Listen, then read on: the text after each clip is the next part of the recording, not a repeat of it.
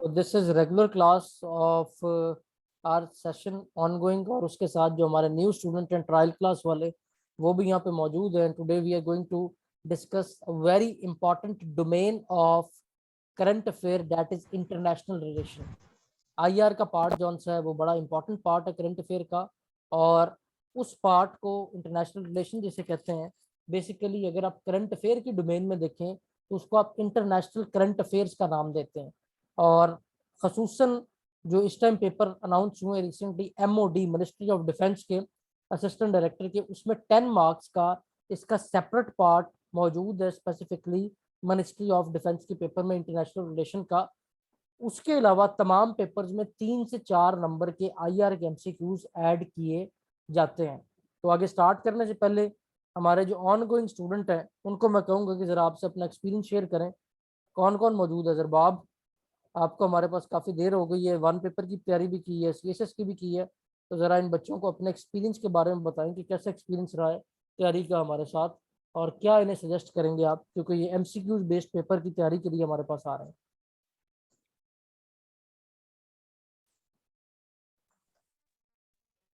जी अस्सलाम वालेकुम।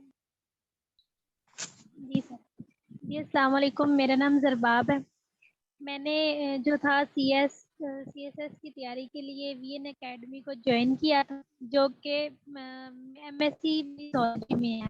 तो उसके बाद मैंने ज्वाइन किया था। मेरी बिल्कुल भी करंट अफेयर या पाक अफेयर से मैंने कभी भी इन सब चीज़ों को ना नहीं रीड किया, ना मुझे इन चीज़ों का पता था।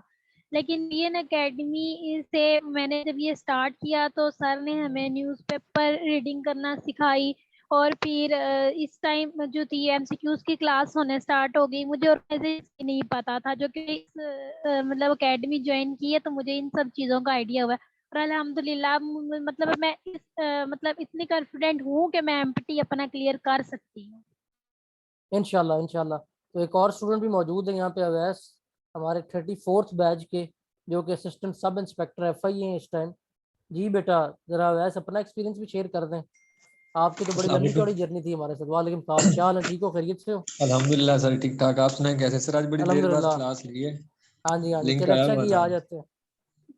तो वो हम लिंक सब ग्रुप्स में ही भेजते हैं ताकि अच्छा होता है, जरा पुराने स्टूडेंट्स में भी जो आना चाहिए वो ज्वाइन कर सकते हो। तो जरा अच्छा है, जरा अपना एक्सपोजर शेयर करें इनके साथ।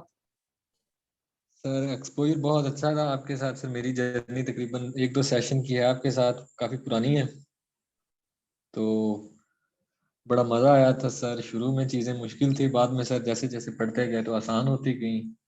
पेपर आया, गुड पास गुड। किया, इंटरव्यू आया, पास हुआ, एलोकेशन हुई सर। हम अब थोड़ा सा मेंटली सर थोड़ा सा अब सुकून में है मेंटली सर। पुरसुकून है। तो ये जनाब, मैं आपको पहले बता रहा था सिक्योर कि हो गए। हमारे 14 स्टूडेंट जौन से अल्हम्दुलिल्लाह एफआईए में गए हैं। तो एफआईए वन करीब हमने आधा एफआईए अपना कर लेना, हर दफा 14-15 देते रहे ना, तो इंशाल्लाह ताला पता लगना कि 200-300 स्टूडेंट हमारा एफआईए में मौजूद है। हाँ जी ठीक सर। है, तो अल्लाह ताला खैरियत से रखें, मजीद कामयाबियां दें। तो लेट्स स्टार्ट सर फॉर्मली अब नाउ जी। जी जी बोले एमओडी में वैस। अप्लाई किया है सर। अब नेक्स्ट अब ये है, आपके साथ बहुत भी। अच्छी बात है बेटा। ये बात मेरी आपने भी जेहन में रखनी है, और तमाम बच्चों ने। फाइनल डेस्टिनेशन ग्रेड 17 है, और F I M O D, इससे किसी डिपार्टमेंट में अगर आप ग्रेड 17 में आ जाते हैं, you are much powerful than even such you can say police department, और इन लोगों से भी ज्यादा पावरफुल है। आपको अंदाजा ही नहीं कि ये सीट क्या है जिसका नाम असिस्टेंट डायरेक्टर एमओडी है। MOD mean ministry of defence. दर हकीकत ये आईएसआई की सीट है, जो इंटेलिजेंस ब्यूरो में, अगर आप देखें तो इंटेलिजेंस ब्यूरो वाले की पावर उतनी नहीं होती जितनी आईएसआई वाले की होती है। ठीक है, तो आपको हमने उस स्टेज के लिए प्रिपेयर कर रहे हैं। अभी जो हमारी आज की क्लास है, जो आपकी डेमो क्लास है हमारे ऑन गोइंग स्टूडेंट्स के साथ, इनकी क्योंकि चल रही होती है एमपीटी की क्लास इस टाइम, तो हमने जो आज की क्लास में चीज डिस्कस करनी है दैट इज इंटरनेशनल रिलेशंस। हमारी क्लास का पैटर्न ये होता है मेरे बच्चों के, पहले आप चीजें गौर से सुने, सुन के उन्हें मेमोराइज करें। We are using a 3 tier approach of learning. उसके बाद आपको कंप्लीट नोट्स भी हम खुद देंगे। ये आपके पास देखें, आपकी सारी फाइल्स हैं, जितने भी नोट्स वोट्स आपके जो चल रहे होते हैं। अभी मैं आपको आप वाली फाइल भी दिखा देता हूँ।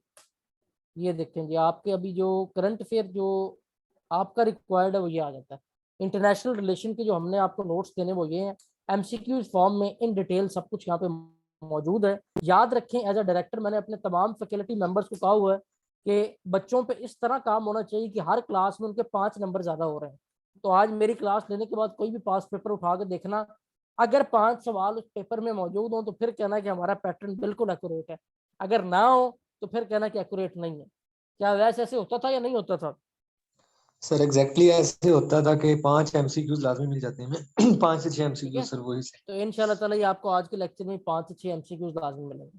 सो when you are going to study international relation, जैसा कि मैंने आपको बताया, international relation is basically the subject to study the relationship between countries, और उन कंट्रीज में से आपने उन कंट्रीज को पिक करना है, उनको टॉप प्रायोरिटी पे रखना है, जो कि डायरेक्टली या तो पाकिस्तान से अटैच है, जस्ट लाइक यहाँ आपके सामने मैप पे इस टाइम पाकिस्तान नजर आ रहा है, पाकिस्तान की नेबर कंट्रीज है। पाकिस्तान के वेस्ट पे आपने जब मैप देखना है, मैप देखने के लिए छोटी सी एक की आपको बता रहा हूँ, हमेशा याद रखना, कभी नहीं भूलोगे। जब भी आपने मैप देखना है किसी कंट्री के east west north south direction देखने हैं, you are simply going to write we on the map. WEV, जो we are going to school में आता है ना, वी, वो आपने यहाँ पे लिख देना है।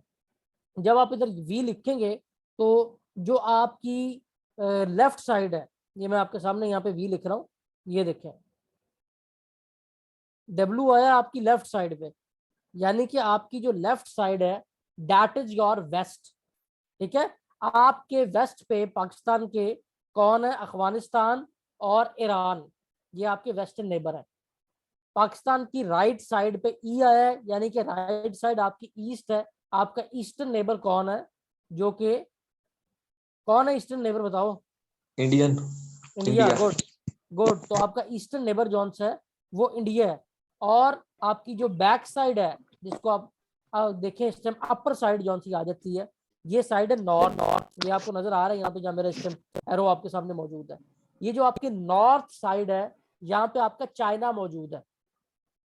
और जो डाउनर साइड है, नॉर्थ को आपने एन मतलब नोज से याद रखना है, नोज ऊपर को होती है तो एन ऊपर आएगा, एन मीन योर नॉर्थ।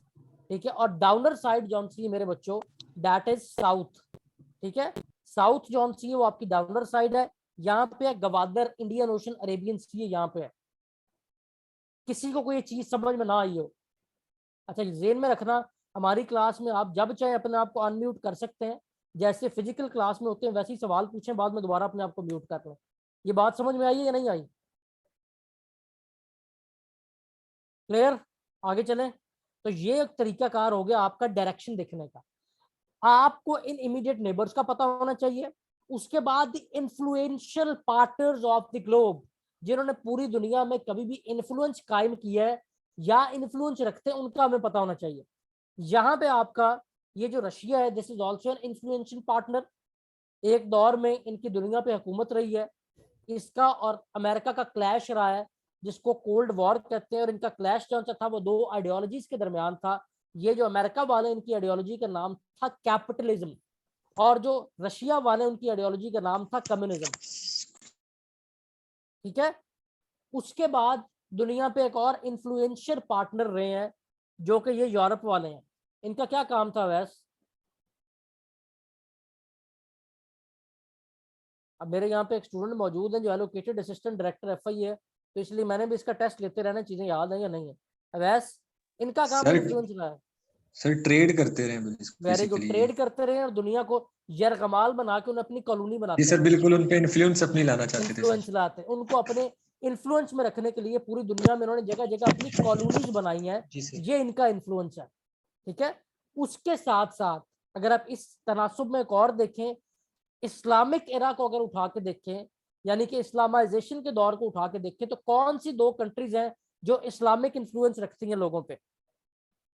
बताओ, शाबाश बच्चों।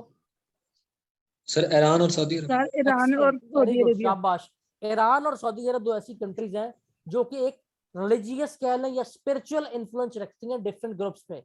सो if we categorise these thing, we have 4 neighbour countries, your north west east south. अगर इनमें आप देखें, 2 कंट्रीज वेस्ट पे आपका अफगानिस्तान और ईरान, एक कंट्री आपके नॉर्थ पे चाइना, एक कंट्री आपके साउथ पे, सॉरी ईस्ट पे इंडिया, और साउथ पे आपके इंडियन ओशन अरेबियन सी। उसके बाद 2 कंट्रीज वो जिन्होंने ग्लोबल इन्फ्लुएंस रखा है, एक रशिया और एक अमेरिका। उसके बाद एक ग्रुप वो जिसने दुनिया में मुख्तलिफ एरियाज को अपना कॉलोनी बना के रखा है, वो आपका ये यूरोप का ग्रुप है। और उसके बाद एक ग्रुप वो जो प्रेजेंटली इस टाइम अगर देखें तो आपका रिलीजियस इन्फ्लुएंस रखता है वो जनाब सऊदी अरब और ईरान है। इसके बाद पीछे बचता है एक group, that is related to your energy, your oil trade. कौन सा ग्रुप है? Central Asia. Good, Central Asia भी उसमें है। उसमें आपका ये जो अपर है वेस्ट एशिया, तो उधर भी देखें तो कुछ चीजें आ जाती हैं, ठीक है। आपका ये अपर साइड भी बीच में आती है, यानी कि वो कंट्रीज जो यहाँ पे ऑयल प्रोड्यूस कर रहे हैं या गैस प्रोड्यूस कर रहे हैं, कोई भी नेचुरल रिसोर्स उनके पास है, तो उनका इतना इन्फ्लुएंस है कि वो पूरी दुनिया की पॉलिटिक्स में एक की रोल प्ले कर सकते हैं। वो हमारे लिए जरूरी है। बात समझ में आई या नहीं? ठीक है। अब जब आपने स्टडी करना है तो जनाब आपने एक ये मैंने एरो लगाया है, इन दोनों को इकट्ठे स्टडी करना है, ठीक है। फिर इसका इन्फ्लुएंस जो हम पे अगर देखें पाकिस्तान पे, वो आपने स्टडी करना है, जरा गौर से देखते जाएं आप। फिर आपके ये दो कंट्रीज हैं, किधर गया आपका, यहाँ पे सऊदी अरब है, इसका इन्फ्लुएंस है पूरे ग्लोब पे, ठीक है। तो सारी मुस्लिम उम्मा पे इसका जो इन्फ्लुएंस है आपने वो स्टडी करना है, ठीक है। उसके बाद ये आपका ईरान, इसका आपने इन्फ्लुएंस स्टडी करना है ग्लोबली जो तमाम मुस्लिम उम्मा पे है। ये एरो इस टाइम आपका सर्कुलेट हो रहा है उन कंट्रीज पे जहाँ पे इसका इन्फ्लुएंस बाकी है, ठीक है। आपने इसको स्टडी करना है। इसके साथ साथ दुनिया में रही है कोल्ड वॉर। अगर आप कोल्ड वॉर की बात करें कि कोल्ड वॉर किस किस के दरमियान रही है, तो मैं अगर आपको कोल्ड वॉर यहाँ पे दिखाऊं तो कोल्ड वॉर एक तो इन दोनों के दरमियान है, ये जो दो कंट्रीज हैं ये देखें, Saudi Arab and Iran. Good. और दूसरी कोल्ड वॉर इनके दरमियान है, ये जो दो कंट्रीज हैं। समझ आ रही बच्चों? कंफ्यूजन तो नहीं हो रही? कोई सवाल है तो पूछ लो यहाँ तक। क्लियर? अब जब हमने इन चीजों को स्टडी करना है उसके लिए हमें जाना पड़ेगा 18वीं और 19वीं सदी में, ठीक है। ये जो 18वीं और 19वीं सदी के सवालात हैं ये बड़े इंपॉर्टेंट हैं और समझें कि पेपर में ये लाजमन आते हैं। इस 18वीं और 19वीं सदी में जो हमारे लिए ज़रूरी हैं जिनको हमने स्टडी करना है, ये मैं आपके सामने यहाँ पे कुछ एरोज लगाने लगा हूँ। ये देखें, एक तो ये पार्टनर इन्फ्लुएंसर थे 18वीं से 19वीं सदी में, एक ये पार्टनर साउथ एशिया में इन्फ्लुएंसर थे, और एक ये पार्टनर आपस में इन्फ्लुएंसर थे। ये तीन वो चीज़ें जो हमें पता होनी चाहिए। बच्चों याद रखना, जब मैं आपकी जगह स्टूडेंट था आज से कोई 12-14 साल पहले, ये जो लेक्चर आपको मैं आज दे रहा हूँ इस एक लेक्चर के लिए हमें 15 से 20 दिन पढ़ना पड़ा था, तब ये चीज़ें समझ आई थी, ठीक है। आपको ये मैं लेक्चर इसीलिए सिंपली एक क्लास में दे देता हूँ कि आपको खुद उन चीज़ों में खपना ना पड़े। और जब भी किसी इदारे को आप ज्वाइन करते हैं आपका मकसद ये होता है कि आपकी एफर्ट रिड्यूस कीजिए, आपके टाइम को सेव किया जाए। तो जनाब अब आ जाते हैं 18वीं और 19वीं सदी में क्या हो रहा था। जो आपका टाइम था एंड ऑफ 18th सेंचुरी और 19th सेंचुरी कंप्लीट, वो टाइम था दुनिया पे जब उसकी हुकूमत होती थी जिसकी इकोनॉमी मजबूत होती थी। जिसकी इकोनॉमी मजबूत होती थी वो दुनिया पे हुकूमत करता था। और इकोनॉमी को मजबूत करने के लिए उन्होंने क्या काम करना होता था मेरे बच्चों, कि उन्होंने डिफरेंट दुनिया के हिस्सों को अपनी कॉलोनी बनाना होता था। ज्यादा से ज्यादा जगह पे कब्जा करना होता था, उस जगह से रॉ मटेरियल को एब्स्ट्रैक्ट करना होता था, उस रॉ मटेरियल को अपनी मुल्क में ले जाके इस्तेमाल करना होता था फॉर इंडस्ट्रियलाइजेशन। ये काम, ये जहाँ पे आपको लाल एरो नजर आ रहा है, ये जो पार्ट है यूरोप का, इसी ने किया आपके इस एशिया में। इस एशिया को यूरोप ने कॉलोनाइज्ड किया, और कॉलोनाइज्ड करके जस्ट लाइक सब कॉन्टिनेंट, यहाँ पे आपकी जंग आज़ादी से पहले यहाँ पे अंग्रेज मौजूद रहे हैं, और उनका काम क्या था बेसिकली कि वो यहाँ से आपके नेचुरल रिसोर्सेज निकालते थे। सबसे मशहूर यहाँ पे थी सिल्क, जिसकी वजह से ये जो अभी चाइना OBOR के नाम का प्रोजेक्ट कर रहे हैं, इसका नाम रखा है उन्होंने OBOR, one belt one road initiative, और इसका पुराना नाम है ओल्ड सिल्क रूट, बिकॉज ये यूरोप वाले यहाँ से सिल्क की ट्रेड करते थे टुवर्ड्स यूरोप। बात समझ में आ गई? ये वाला एरो आप देखें, आपके सामने मैं जाके यहाँ रख रहा हूँ, ये एरो वो है जिन्होंने यहाँ पे कॉलोनाइज किया हुआ था। इसी के साथ साथ दुनिया पे एक और जंग जारी हुई जो थी इस कॉलोनाइज जंग के बाद की जंग। ये कॉलोनाइज जंग के बारे में आपको पता होना चाहिए। जब दुनिया को इन कंट्रीज ने कॉलोनी बनाया है, इसी कॉलोनी बनाने के तनासुब में जो जंग हुई है उनका नाम है वर्ल्ड वॉर 1 और वर्ल्ड वॉर 2। ये एरो इस टाइम घूम के आपको बता रहा है कि ये किस खत्ते में वर्ल्ड वॉर 1 और वर्ल्ड वॉर 2 रही है, ठीक है। जो वर्ल्ड वॉर 1 है ये हुई है 1914 से 1919 तक, ठीक है, 1914 से 1918 तक, इसको 1919 कोट किया जाता है। बेसिकली 1918 में जंग खत्म हो गई थी, 1919 में ट्रिटी साइन हुई थी। और वर्ल्ड वॉर 2 है जौन सी, जिसमें हिरोशिमा नागासाकी, आपके सामने दो कंट्रीज के नाम पता है आपको, दो सिटीज के नाम जो कि जापान की सिटीज है। ये एरो आपको दिखा रहा है कि अमेरिका ने किस तरह हिरोशिमा और नागासाकी के ऊपर वहां से न्यूक्लियर वेपन्स का इस्तेमाल किया, और ये न्यूक्लियर वेपन्स में सबसे ज्यादा जो डिस्ट्रक्शन हुई है दुनिया में, न्यूक्लियर वेपन एक ही दफा इस्तेमाल हुए हैं जो जापान पे हुए हैं, हिरोशिमा नागासाकी पे। ये आपके सामने मौजूद है एरो, अमेरिका ने जब यहाँ पे इस्तेमाल किए हैं। ये दूसरी जंग अजीम थी जो हुई है 1939 से 1945 तक, 1939 से 1945 तक। ये लिखते जाएं चीजें जो मैं आपको बता रहा हूं। इसके साथ साथ पहली जंग अजीम जब हुई है, First World War, that was from 1914 to 1918। दुनिया ने ये फैसला किया कि हमने दोबारा ऐसी जंग से बचना है, और इसके लिए उन्होंने एक ट्रीटी साइन की जिसका नाम था ट्रीटी ऑफ वर्सैलीज। ट्रीटी ऑफ वर्सैलीज हुई है 1919 में। सर पेरिस में ना? जी जी, पेरिस में। पेरिस। यूरोप में सारे ऐसे काम होते हैं। ट्रीटी ऑफ वर्सैलीज हुई है 1919 में, ठीक है। और इस सारे गेम में जो एक तरह मास्टरमाइंड आप कर रहे हैं वो ये लोग रहे हैं, जहाँ पे हमने इस टाइम निशान लगाया है, ये देखें, ये वाला हिस्सा, ठीक है। इसके साथ इन्होंने फैसला ये किया कि हमने दुनिया को ऐसी जंग से बचाना है, और हमने दुनिया को जंग से बचाने के लिए एक ऐसे इदारे का क़याम करना है कि लोग अपने बाहिमी लड़ाइयाँ खुश उसलूबी से बैठ के तय कर सकते हो। उसके लिए जनाब उन्होंने क्या फैसला किया कि हमने एक ऑर्गेनाइजेशन बनानी है जिसका नाम होना है लीग ऑफ नेशन। ये लीग ऑफ नेशन ऑर्गेनाइजेशन बनी है जिसका मकसद क्या था कि दुनिया को ऐसी जंग से बचाया जाए, लेकिन दुनिया जंग से नहीं बच सकी, और दोबारा से जंग हुई है दुनिया का जिसका नाम था दूसरी जंग अजीम, जो कि 1939 से 1945 तक हुई। इसमें अमेरिका ने न्यूक्लियर वेपन इस्तेमाल किए, ये यहाँ से न्यूक्लियर वेपन का अटैक किया गया है। ये जापान मौजूद है, Hiroshima Nagasaki, in the month of अगस्त 1945 यहाँ पे न्यूक्लियर वेपन इस्तेमाल किया गया है, first time in the world history. इसके बाद इसी ऑर्गेनाइजेशन को जो आपकी यहाँ यूरोप में बनाई गई, जिसका मकसद ये था कि पूरी दुनिया को ऐसी जंग से बचाया जाए, उस ऑर्गेनाइजेशन का नाम तब्दील कर दिया गया, क्योंकि जब जंग होगी तो ऑर्गेनाइजेशन फेल हो गई है। और जो नई ऑर्गेनाइजेशन बनी उसका नाम है यूनाइटेड नेशन। और ये नई ऑर्गेनाइजेशन नहीं है, ये बेसिकली उसी का नाम बदला गया है जिसका पुराना नाम लीग ऑफ नेशन था। तो पेपर में सवाल आता है the old name of United nation was, so it was league of Nations. Sir USA इसका पार्ट नहीं था, ये भी सर पूछ लेते हैं। हाँ जी हाँ जी हाँ जी। जो यूएस है वो तब भी खुश असलूबी से काम करना नहीं चाहता था, वो लड़ना नहीं चाहता था। यूएस हर उस चीज का पार्ट है जिसमें लड़ाई रही है, ठीक है। और यूएस अब भी आके अगर वो यूएन के साथ अटैच है या उसने अपनी नेटो बनाई हुई है, सब उसने बनाई हुई है अपने पर्पस के लिए, अपने जाती मकासद के लिए। अदर देन दैट उनका कोई ऐसा जो उनसे था इफेक्टिव रोल नहीं रहा for piece in the globe. यहां तक क्लियर है न्यू स्टूडेंट्स? कोई सवाल हो तो पूछ सकते हो साथ साथ, just as a physical class में जैसे होता है। अब अभी तक जो हमने जॉट डाउन किया है कि जो 1900 और 1800 वाले, यानी कि 19वीं सदी और 18वीं सदी है, तब दुनिया पे निज़ाम था मल्टीपोलर सिस्टम।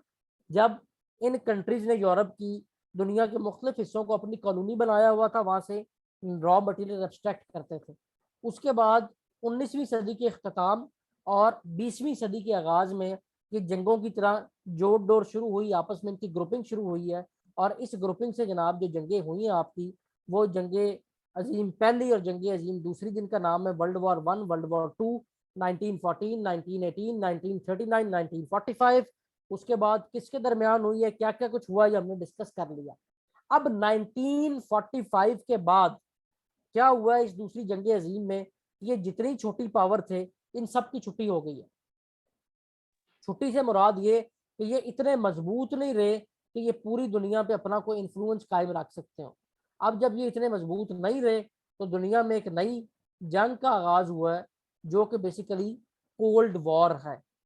कोल्ड वॉर उस जंग को कहते हैं जो दो ऐसी कंट्रीज के दरमियान हो जो कि खुद एक दूसरे की जमीन पे हमला ना करें बल्कि एक दूसरे को नुकसान पहुंचाने का हर हरबा इस्तेमाल करें। और ये जो जंग जिसका कोल्ड वॉर मैं आपका जिक्र कर रहा हूँ ये थी अमेरिका और रशिया के दरमियान। ये चीजें सुनते जाओ, गौर से सुनते जाओ, ये आपके पास डिस्क्रिप्टिव फॉर्म में भी लिखी हुई भी मिलेंगी, ये देख लो। ये ना समझना कि आपको चीजें ये मिलनी नहीं, मैं भी आपको दिखाता हूँ, एक मिनट ठहरो। एमसीक्यू फॉर्म में मिलेंगी और इसमें मिलेंगी। ये देखिए बच्चों, ये अभी हम जो कोल्ड वॉर डिस्कस कर रहे हैं, सिलेबस डिस्कस किए, ऑर्गेनाइजेशन, ये हर चीज डिस्क्रिप्टिव फॉर्म में भी यहाँ लिखी हुई है, ये देख रहे हैं आप। ठीक है, इसके साथ आपको एमसीक्यू फॉर्म जो आपकी रिक्वायर्ड फॉर्म है उसमें ये मिलनी है, वो भी आपकी ये फाइल पड़ी हुई है जो आपको मिलेगी जब आपकी रेगुलर क्लासेस में आप लोग आ जाएंगे। इसमें एक एक ऑर्गेनाइजेशन, एक एक वो बात जो हम डिस्कस करेंगे वो एमसीक्यू फॉर्म में भी मौजूद होगी।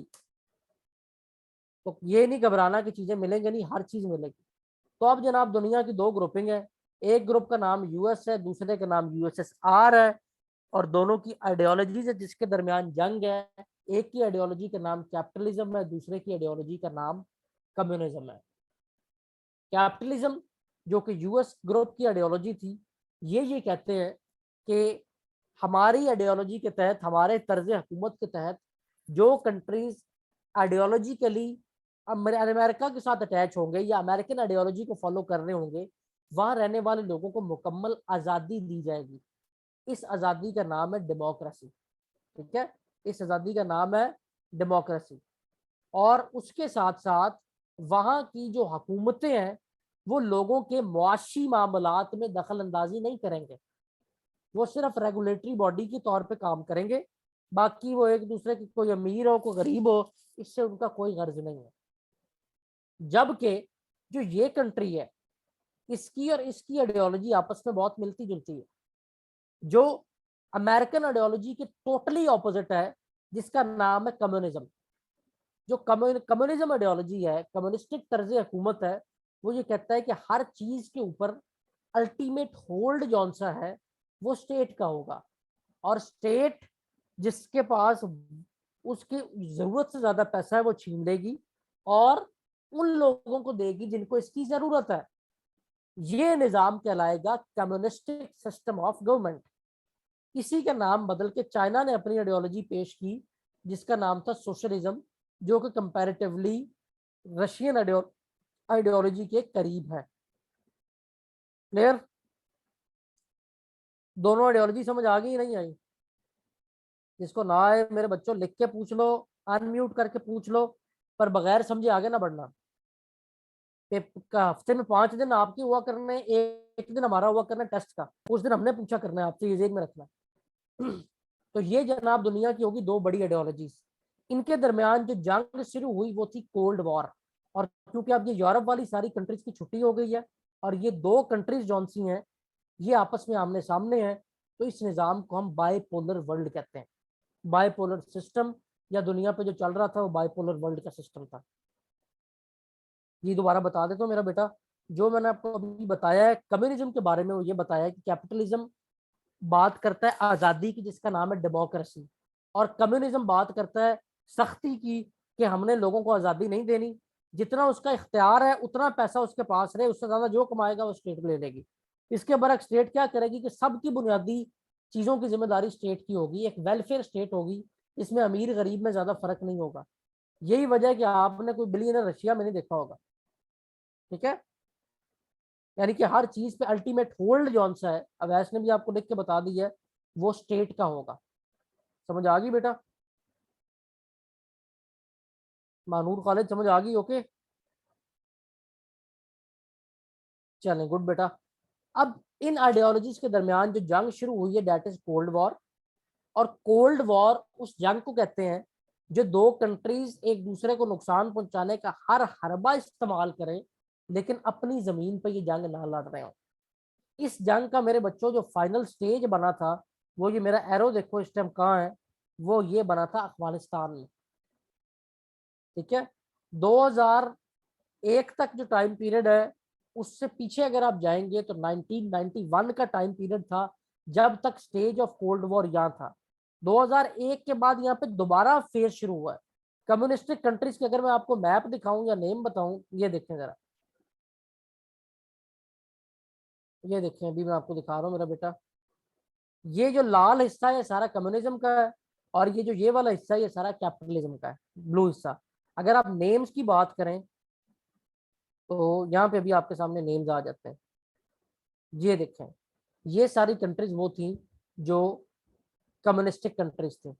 और एक मैं और बात आपको बता दूं, गारंटेडली इस बात को लिख लें, जो आपको कैपिटल का सवाल पेपर में एक आता है ना, वो इन्हीं कंट्रीज का कैपिटल आपसे पूछता है, ये जिनके नाम आपके सामने यहाँ पे इस टाइम मैप पे लिखे हैं। ठीक है, आपने सेंट्रल एशियन कंट्रीज के कैपिटल याद करने हैं, आपने वेस्ट, ये जो वेस्ट एशिया के साथ कंट्रीज हैं, ये वाले यूरोप की, इनके कैपिटल याद करने हैं। इसी में से आपके कैपिटल का सवाल आता है 90% ऑफ द केस में। ये एक इंटरनल हिंट है, पेपर उठा के देखना आपको कि 100% ऐसे ही है। वैसे ऐसे है या नहीं है? सर ऐसे ये हमें आया था इसका उज्बेकिस्तान का। तो देख लें। अब आपके पास हमारे जो उनसे प्रूफ शुदा फैक्ट है, हमारे क्वालिफाइड स्टूडेंट मौजूद हैं जो आपसे अपना एक्सपीरियंस शेयर कर सकते हैं और आपको बता सकते हैं।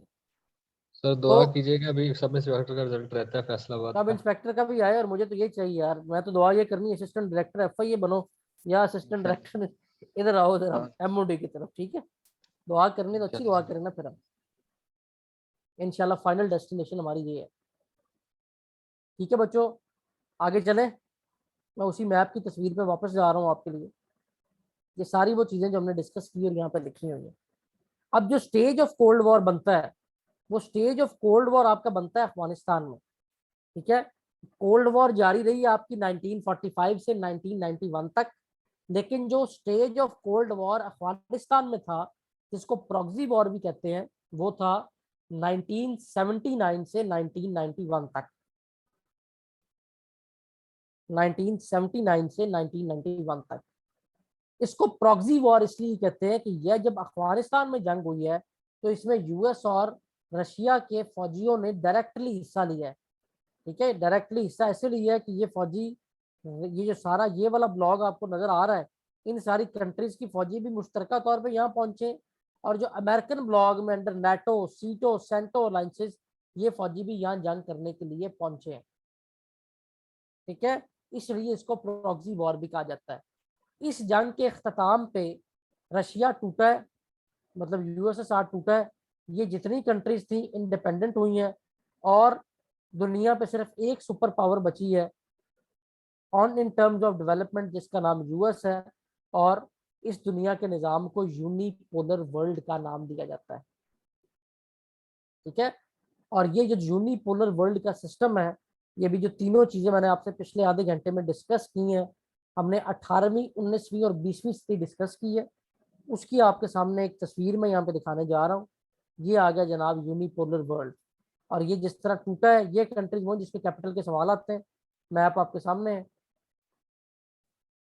ये देखिए मेरे बच्चों, ये दुनिया थी जैसे चली है मल्टीपोलर वर्ल्ड, जब जंगें होती रही हैं, जंग आज़ादी पहली और जंग आज़ादी दूसरी।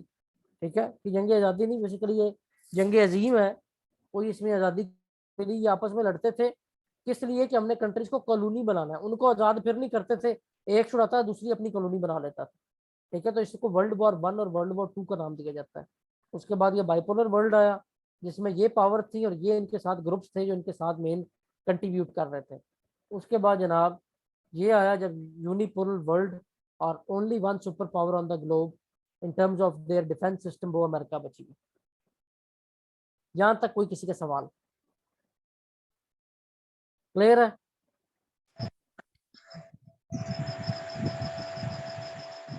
इनफैक्ट शॉर्ट बेटा म्यूट रखा करो, जब कुछ पूछना होता बाद म्यूट किया करो। कोई सवाल किसी का जी अब तक? ऑल क्लियर, आगे चले। अब यहाँ हमने दुनिया को आधे घंटे में अच्छी तरह पढ़ लिया है, इसके साथ हमने दुनिया के चक्कर लगाना है अब एक और। जिसके लिए मैं फिर आपको मैप की तरफ लेके जा रहा हूँ। सबसे ज्यादा सवाल जो इस पार्ट से आते हैं वो आते हैं इसके बाद ऑर्गेनाइजेशन इंपॉर्टेंट है।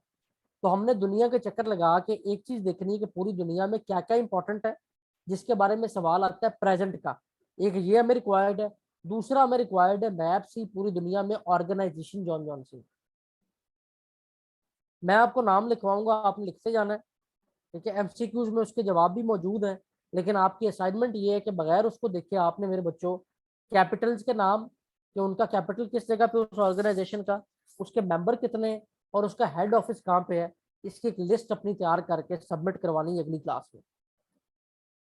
अब आप मैप को लें, पिछले मैप पे चले जाते हैं, इस पर आपको फिर भी कंफ्यूजन रहनी थोड़ी। एक तो ये डिवीजन आ गई जनाब आपके सामने जो इन टर्म्स ऑफ ऑर्गेनाइजेशन है, बल्कि मैं आपको खुद नाम लिखवाता हूँ। ये ऑर्गेनाइजेशन के नाम है, ये कहाँ कहाँ है ये मैं आपको बता देता हूँ अभी। उसके लिए मैप की तरफ वापस आ जाए। सबसे पहले नाम दे लें रीजनल ऑर्गेनाइजेशन का। रीजनल ऑर्गेनाइजेशन, साउथ एशिया की रीजनल ऑर्गेनाइजेशन है जिसका नाम है सार्क।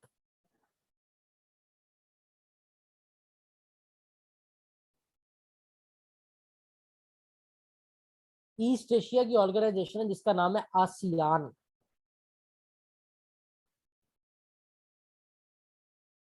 और यूरोप की ऑर्गेनाइजेशन है जिसका नाम है यूरोपीय यूनियन। ये तीन होगी रीजनल ऑर्गेनाइजेशन, याद रखना है ये रीजनल है। रीजनल मीन कि जो इस रीजन के मेंबर होंगे साउथ एशिया के वो इसके मेंबर होंगे सार्क के, जो ईस्ट एशिया के होंगे ये मेंबर होंगे आसियान के, जो यूरोप की कंट्रीज है वो मेंबर होंगे यूरोप के, इसलिए इनको रीजनल ऑर्गेनाइजेशन कहा जाता है। उसके बाद आ जाती है इंटरनेशनल। ईस्ट एशिया की मानूर बेटा है आसियान, दिखाओ नाम उसका आपको।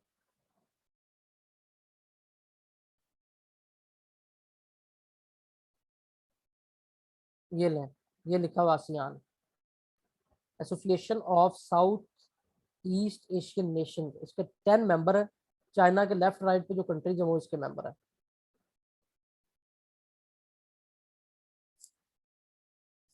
इसके अलावा बाकी है आपकी ऑर्गेनाइजेशन इंटरनेशनल। रीजनल नहीं है, वो इंटरनेशनल है। इंटरनेशनल इसलिए कि पूरी दुनिया की कंट्रीज उसके मेंबर है। उसमें सबसे बड़ी तो आ गई यूनाइटेड नेशन।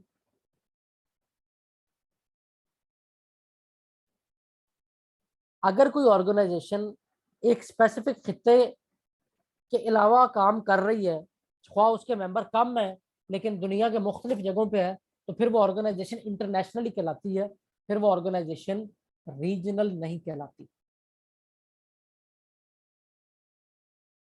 OIC, यूरोपीय यूनियन के बाद OIC। मैप पे मैं आपको वापस लेके जाता हूँ। पूरी दुनिया के जो इस्लामिक कंट्रीज हैं वो क्योंकि इसके मेंबर है, तो इसलिए ये ऑर्गेनाइजेशन इंटरनेशनल है। पेपर में बार इसका सवाल आता है।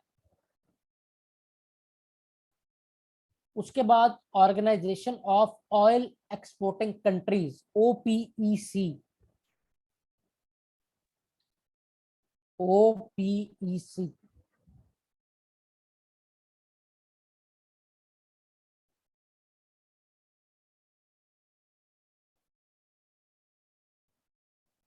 इसके बाद मेरे बच्चों डिफेंसिव ऑर्गेनाइजेशन की हेडिंग दो जरा। इनका काम सिर्फ लड़ाई झगड़ा करना और कोई नहीं है। सबसे बड़ी नेटो अमेरिका के अंदर, और अमेरिका के दो और अलायंसेस थे जिसका सवाल बड़ी दफा वो पूछता है। आसियान, सॉरी क्या नाम था उसका, सीटो सेंटो।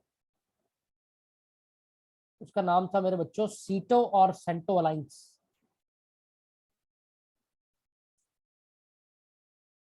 सीटो और सेंटो।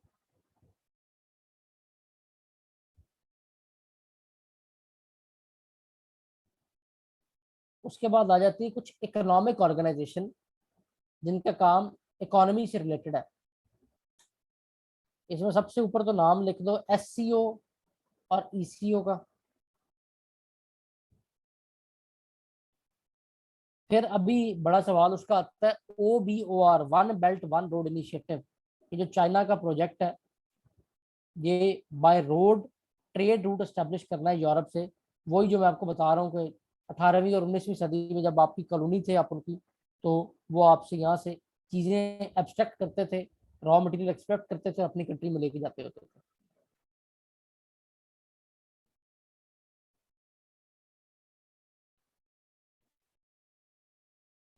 इसके साथ साथ इसी के प्रोजेक्ट के दो नाम और हैं, BRI, belt road initiative, BRI,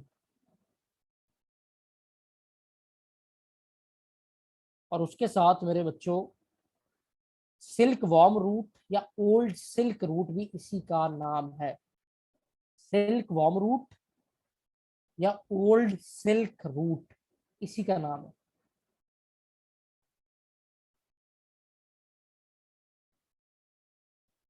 silk worm root और ओल्ड सिल्क रूट इसी का नाम है।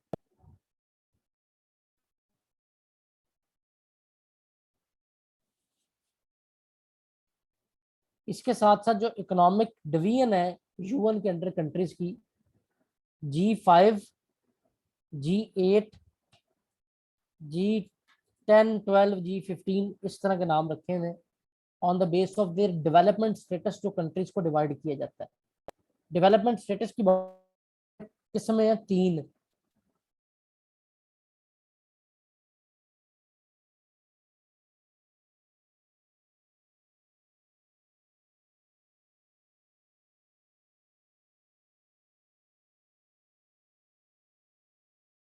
अमेरिका डेवलप कंट्री है, रशिया डेवलप कंट्री है, चाइना डेवलप कंट्री है।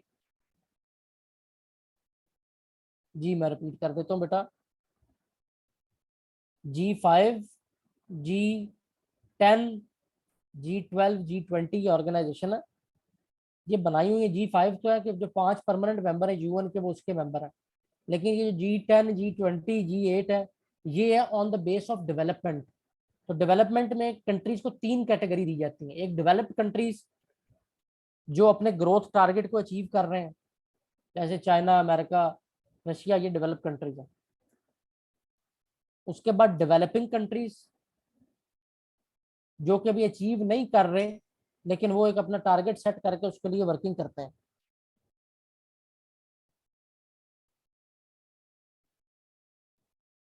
और तीसरा है जनाब लीस्ट डेवलप या अंडर डेवलप कंट्रीज।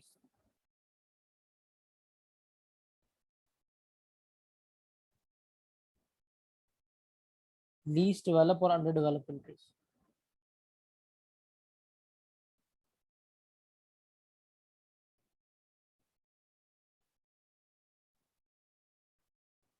इसके साथ साथ मेरे बच्चों एक ऑर्गेनाइजेशन है कॉमनवेल्थ ऑर्गेनाइजेशन, बड़ी दफा इसका सवाल आया है।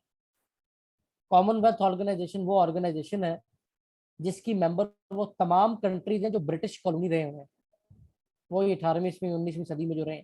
पाकिस्तान भी इसका मेंबर है, कॉमनवेल्थ ऑर्गेनाइजेशन। इसके बाद जो इदारे हैं जो इम्पोर्टेंट है, जो इदारे इम्पोर्टेंट है वो कौन कौन से आपके सामने हैं।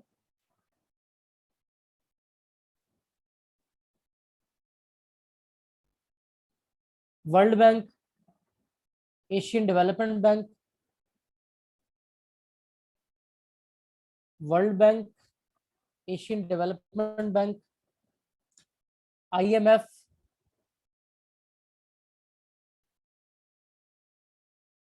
World bank, Asian development bank, IMF,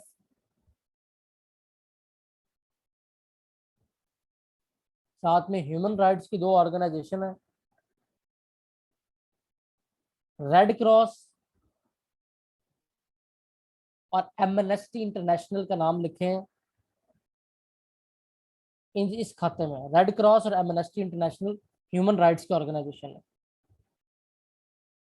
red cross और एमनेस्टी इंटरनेशनल। इसके साथ साथ एक आपने और नाम लिखना है, ट्रांसपेरेंसी इंटरनेशनल। Transparency international.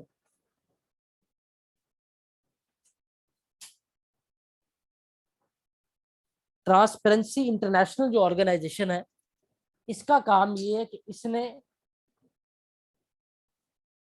हर साल जो वो WHO आ रहा है भाई, जब इसकी तरफ जा रहे हैं, WHO और WTO उसकी तरफ जाते हैं। ट्रांसपेरेंसी इंटरनेशनल लिख लो। ट्रांसपेरेंसी इंटरनेशनल जो सी है, इसका काम है मेरे बच्चों कि इसने बेसिकली हर साल एक इंडेक्स जारी करनी होती है कि किसने करप्शन में टॉप किया है, और उसमें पाकिस्तान अच्छी पोजीशन लेता है। ठीक है।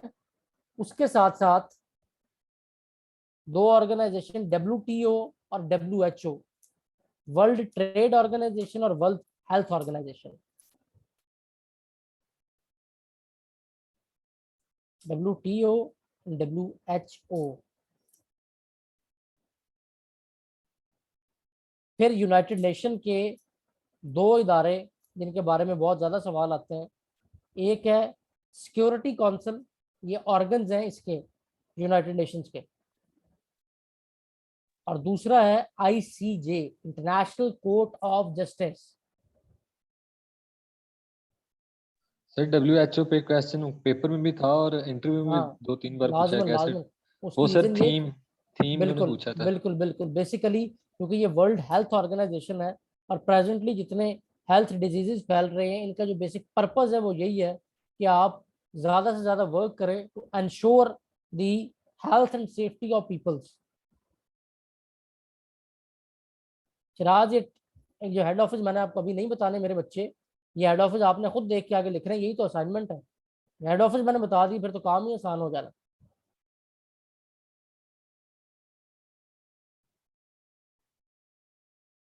तो ये होगी तमाम ऑर्गेनाइजेशन। क्लियर है? कोई ऑर्गेनाइजेशन रह तो नहीं गई? FATF sir. हाँ जी, FATF, गुड, इसका भी लिख लें क्योंकि पाकिस्तान को ग्रे लिस्ट में इन्होंने डाला हुआ है, इसका भी नाम लिख लें, FATF।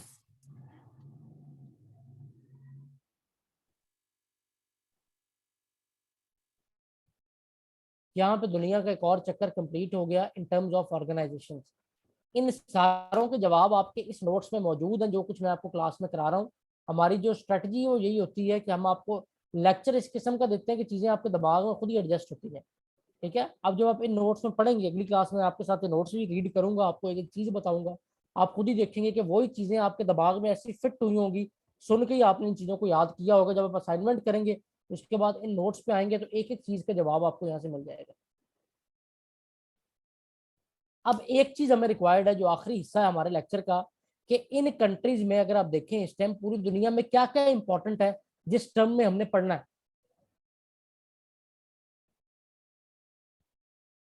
सबसे पहले आ जाते हैं इधर आपकी जो नेबर कंट्रीज है उनकी तरफ।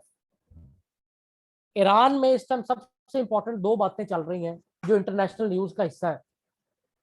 एक बात तो ये कि यहाँ पे अगर आप देखें तो थियोक्रेसी है। थियोक्रेसी कहते हैं बादशाहत को, लेकिन ये बादशाहत वो नहीं होती जो कि यू कैन से कि मजहब के जो, सॉरी, बादशाहत वाली बादशाह वाली बादशाहत नहीं है। जो थियोक्रेसी है ये मजहब के नाम पे हुकूमत बनाई गई है। बादशाहत जो प्रॉपरली है उसको कहते हैं मोनार्की। मजहब के नाम पे हुकूमत बना के कोई एक बंदा उसको रूल कर रहा हो या चला रहा हो, उसको थियोक्रेसी कहते हैं।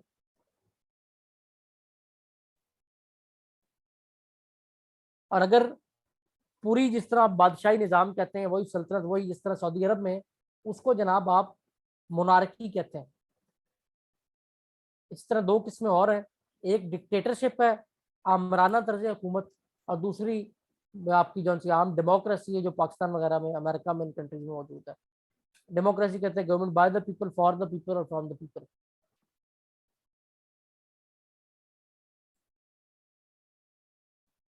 अब ईरान में क्या है? ईरान में जौन सी है वो यहाँ पे थियोक्रेसी है। उसके साथ साथ ईरान न्यूक्लियराइजेशन की तरफ जा रहा है और अमेरिका ने इस पर सेंक्शन लगाई हुई है। और ईरान के पास यहाँ पे चाबहार पोर्ट मौजूद है, जिसको गवादर के कंपटीशन के तौर पे इंडिया और अमेरिका तैयार कर रहे थे, बट अब इसको भी टेक ओवर कर लिया हुआ है चाइना ने। उसके बाद अफगानिस्तान है। अफगानिस्तान में आपको पता है दहशतगर्दी के अलावा कुछ भी नहीं है। ये लैंड लॉक कंट्री है, इसकी देखें चारों तरफ जो सी है वो जमीन है, किसी तरफ भी पानी नहीं है। तो जिसके चारों तरफ जमीन हो, किसी तरफ पानी ना हो, उसको लैंड लॉक कंट्रीज कहते हैं।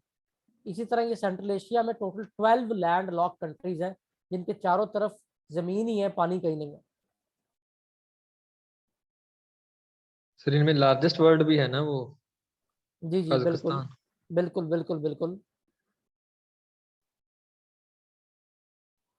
उसके साथ अफगानिस्तान में कोल्ड वॉर रही है, अफगानिस्तान में तालिबान रहे हैं, अमेरिका अफगानिस्तान से निकला है। अभी जो प्रेजेंट जो वॉर टेरर थी 2001 से 2021 तक 20 साल तक ये वॉर टेरर रही।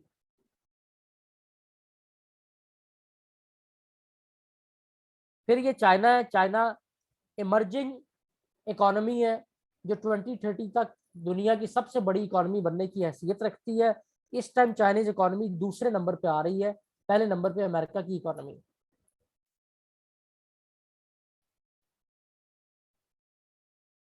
इसके साथ साथ चाइनीज आइडियोलॉजी है जिसका नाम सोशलिज्म है, जो कि कम्युनिज्म से मिलती जुलती है। सर ये चाइनीज की एक न्यूज चल रही है या कहीं पढ़ा है सर, वन चाइल्ड रूल ये खत्म कर रहे हैं सर ये। अच्छा, चाइना ना वैसे ग्रो नहीं कर पा रहा। अब जिस तरह इंडिया इमर्ज कर रहा है ना, 5th लार्जेस्ट इकोनॉमी बन गया इंडिया, उसमें जी सर इनको बिल्कुल। मेन प्रॉब्लम ये है कि जो इनकी है ना, ये इतना ओपन नहीं है। जिस तरह कम्युनिज्म वाले ये वैसे ही है। अगर ये खत्म नहीं ना करेंगे या इसको थोड़ा मॉडिफाई नहीं करेंगे तो ऑब्वियसली ये वन पार्टी रूल इनको ले दे जाएगा। इंडिया इनको आने वाले टाइम में बढ़ जाएगा इससे, क्योंकि इंडिया में डेमोक्रेसी है, आज़ादी है। इवन के आईफोन वाले सोच रहे हैं कि हम आईफोन की असेंबलिंग अब चाइना की जगह इंडिया में करें, ऐसा भी चक्कर चल रहा है। जी सर। इंडिया के साथ आपका कश्मीर इशू है। उसके अलावा इंडिया जो सी 5th लार्जेस्ट इकोनॉमी बन चुका है और 20% ऑफ ग्लोबल लेबर फोर्स को इंडिया ओन करता है।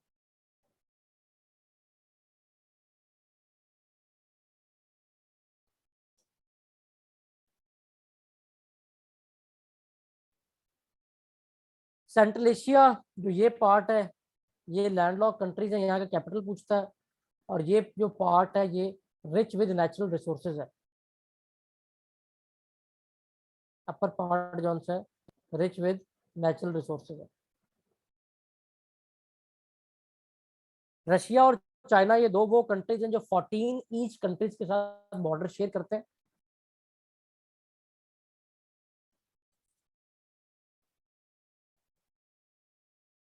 यूरोप का इस टाइम कोई सवाल नहीं आ रहा।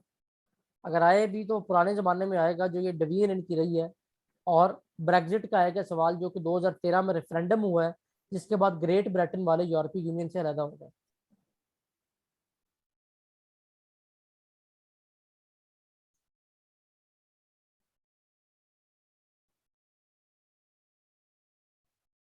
अमेरिका के सवाल आते हैं, 3 पक्के पक्के सवाल होते हैं। जो वहाँ का प्रेसिडेंट हो, जिस तरह जो बाइडन है, उसका प्रेसिडेंशियल हायरार्की में क्या नंबर है, उसकी बीवी का नाम क्या है, वो किस पार्टी से बिलोंग करता है, अमेरिका में पुरानी कितनी कॉलोनीज थी, और अमेरिका में सेनेट की कितनी सीट्स हैं। पक्के पक्के सवाल बता रहा हूँ, इसके अलावा सवाल नहीं होता। कनाडा और अमेरिका के दरमियान जो बॉर्डर है डेट इज 48 पैरेलल लाइन। और इस टाइम इमिग्रेंट जौन से हैं वो सबसे ज्यादा कनाडा की तरफ अट्रैक्ट है। सर 49 पैदल लाइन नहीं। सॉरी 49 पैरेलल, 48 इधर जर्मनी के पास आती है। 49 पैरेलल लाइन है अमेरिका और कनाडा का बॉर्डर, और 48 पैरेलल लाइन है यहाँ पे जर्मनी के बॉर्डर है।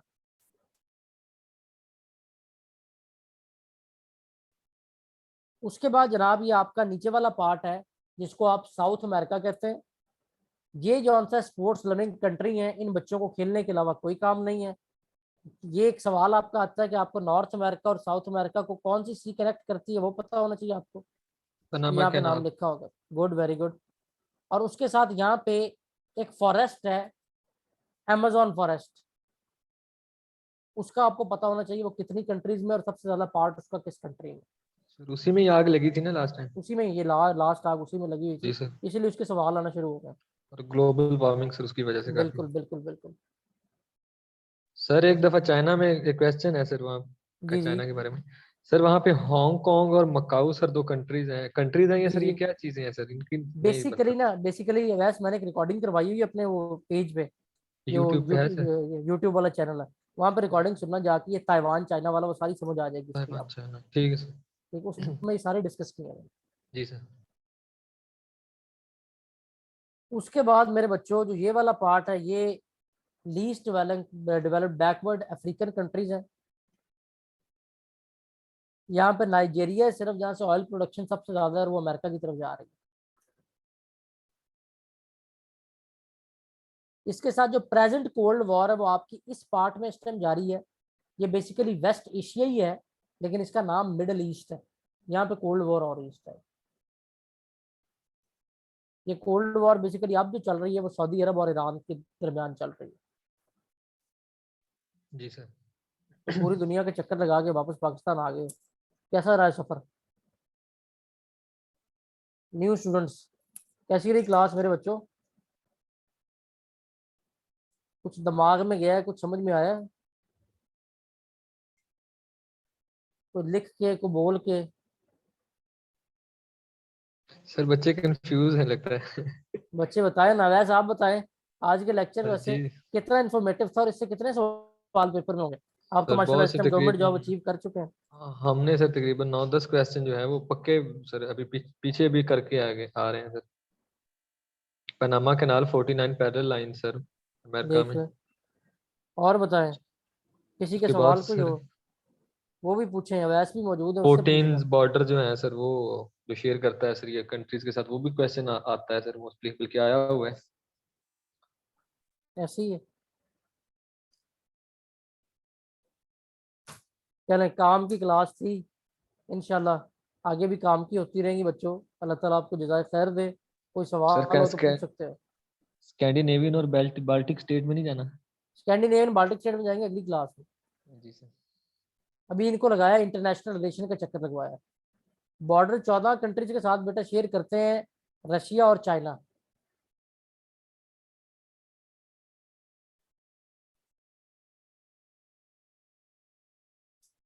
निमरा, अगर आप पूछे ना, अगर एक ऐसा सेशन बताएं जो आपको हर जॉब के लिए वेल प्रिपेयर्ड कर ले, वो तो है एमओडी का। क्योंकि एमओडी का है 200 नंबर का, और उसके लिए जब हम आपको प्रिपेयर करवाते हैं, आपको चीजें सुन सुन के इतनी याद हो जाती है कि 100 नंबर के पेपर की आपकी वैसी प्रिपरेशन हो जाती है। ठीक है, वैसे जनरल जॉन से हमारा सेशन वो भी होता है, लेकिन अब जो एमओडी है वो आपके पास बेस्ट टाइम है। एमओडी में अप्लाई भी जरूर करो, और एमओडी में तैयारी भी जरूर करो। ये आपको तमाम गवर्नमेंट जॉब के लिए प्रिपेयर कर देता है, क्योंकि इसका सिलेबस दूसरों से ज्यादा है थोड़ा सा।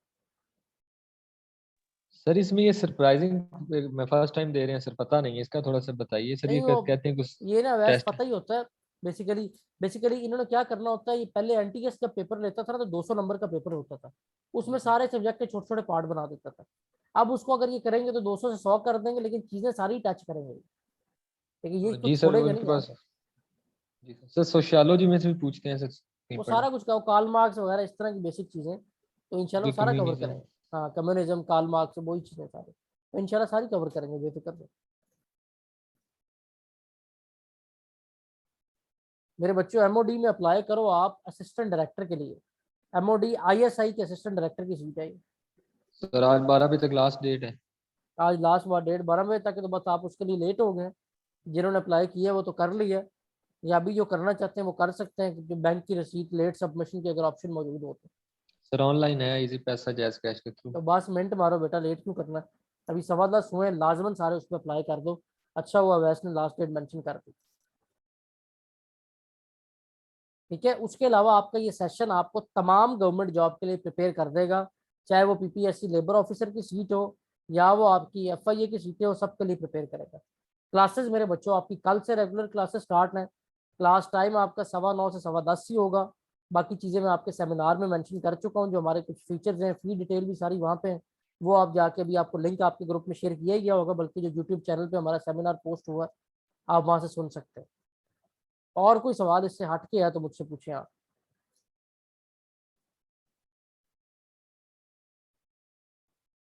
जी बेटा मानूर, एमपीटी वालों की भी क्लासेस होगी आपके साथ। एमपी वाले हमारे स्टूडेंट मौजूद भी हैं, जिनकी आखिरी हफ्ते क्लासेस शुरू हुई हैं, और एमपीटी का भी टाइम कम है, तो इंशाल्लाह जो आखिरी हफ्ते क्लासेस होंगी उनकी आपको रिकॉर्डिंग दे देंगे। और आज से ऑनवर्ड आप हमारे साथ एमपीटी में चलती जाएंगे।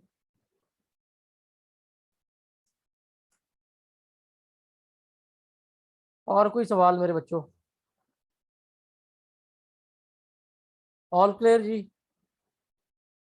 चलें जी, best of luck. Can we get notes only if we don't? बिल्कुल आप नोट्स ले सकते हैं, नोट्स हमारे प्रिंटेड फॉर्म में मौजूद हैं, सॉफ्ट कॉपी फॉर्म पे सारी चीज़ें। लेकिन इसके लिए मैं आपको यही रिकमेंड करूंगा कि ये काम सिर्फ नोट्स से होने वाला नहीं है। बिल्कुल बेटा, आपके टेस्ट भी होंगे, ठीक है। और ये जौन सा है आपका नोट्स वाली बात, ये आपको अवैस बेहतर बता सकते हैं कि लेक्चर्स वो चीज़ है जिनसे बेसिकली आप आपकी जो मेन टारगेटेड प्रिपरेशन है वो हो जाती है। अब जैसा कि ये आज जो आपको नोट्स अगर मैं देता तो आपसे ये 4-5 दिनों में भी रट्टे लगा लगा खत्म नहीं हो जाते, क्योंकि हर चीज़ इंपॉर्टेंट नहीं है। लेकिन आपने लेक्चर लिया है, इसके बाद आपको जो चीज़ें चाहिए वो एक दिन में कवर होगी। क्या ख्याल है वैसे इस बारे में? जी सर, बिल्कुल ऐसी है। जो चीज़ आप बोलते रहते हैं सिर्फ साथ साथ लिखते रहें तो वो ज़्यादा बेटर है सर हमारे लिए। फिर उसके अराउंड जो चीज़ें हैं वो दोबारा हमें नोट से मिल जाएंगी, बल्कि ज़्यादा मिल जाएंगी नोट से। ज़्यादा फिर मिल जाएगी। जल्दी से सर हम उनको गेट भी कर सकते हैं और याद भी, मेमोराइज ऐसे भी ही आसानी ऐसे ही। से हो जाएंगी। और कोई सवाल जी? एडवर्टाइजमेंट, एडवर्टाइजमेंट आप बेटा उधर गूगल पे सर्च करो, सामने आ जाएगी।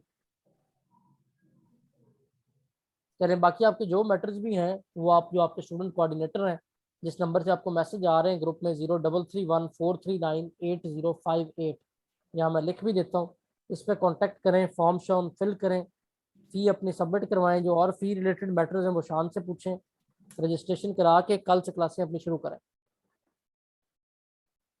और कोई चीज़ जो मुझसे पूछना चाह रहे हो आप?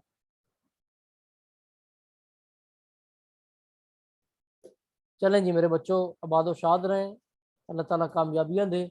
स्टे ब्लेस्ड एंड अल्लाह हाफ़िज़।